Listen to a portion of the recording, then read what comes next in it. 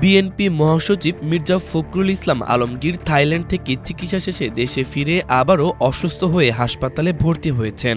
মঙ্গলবার দিবাগত রাত ১টায় রাজধানীর ইউনাইটেড হাসপাতালে মির্জা ফখরুল ইসলাম আলমগীরকে ভর্তি করা হয়েছে বলে বিএনপি মিডিয়া সেলের পক্ষ থেকে নিশ্চিত করা হয়েছে।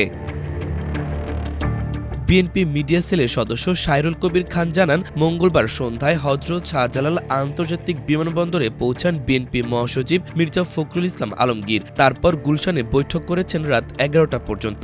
এরপর অসুস্থ বোধ করলে রাত ১টার দিকে তাকে ইউনাইটেড হাসপাতালে ভর্তি করা হয়।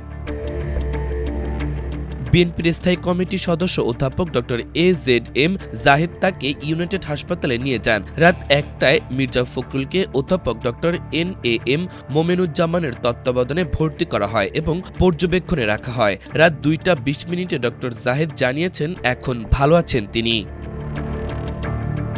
এর আগে গত ১৩ আগস্ট চোখের চিকিৎসার জন্য থাইল্যান্ডের রাজধানী ব্যাংককে যান মির্জা ফখরুল ইসলাম আলমগীর। সেদিন বেলা ১১:১৫টায় থাই এয়ারওয়েজের একটি ফ্লাইটে তিনি ঢাকার হযরত শাহজালাল আন্তর্জাতিক বিমানবন্দর ত্যাগ করেন। সঙ্গে তার স্ত্রী রাহাতারা বেগম ছিল।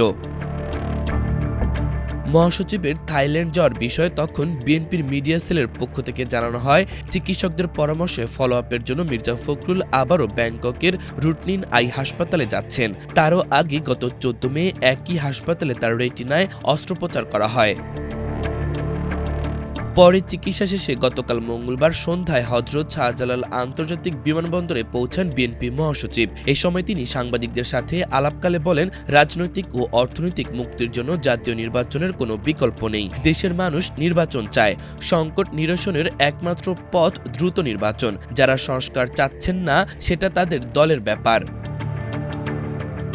সাংবাদিকদের এক প্রশ্নের জবাবে আসন্ন ঢাকা বিশ্ববিদ্যালয় কেন্দ্রীয় ছাত্র সংসদ ডাকসু নির্বাচন নিয়ে তিনি বলেন, সকলের অংশগ্রহণে সুষ্ঠু ও সুন্দরভাবে সম্পূর্ণ হোক, এটাই প্রত্যাশা।